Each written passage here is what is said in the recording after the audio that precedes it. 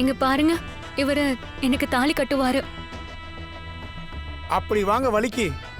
ஏய் இந்தாடா புடிடா. இந்த பார், கட்டலனா ஸ்டேஷன் தான் போகணும். கட்ட போறியா இல்லையா? புடி. சின்னு வாங்கி கட்டுங்க.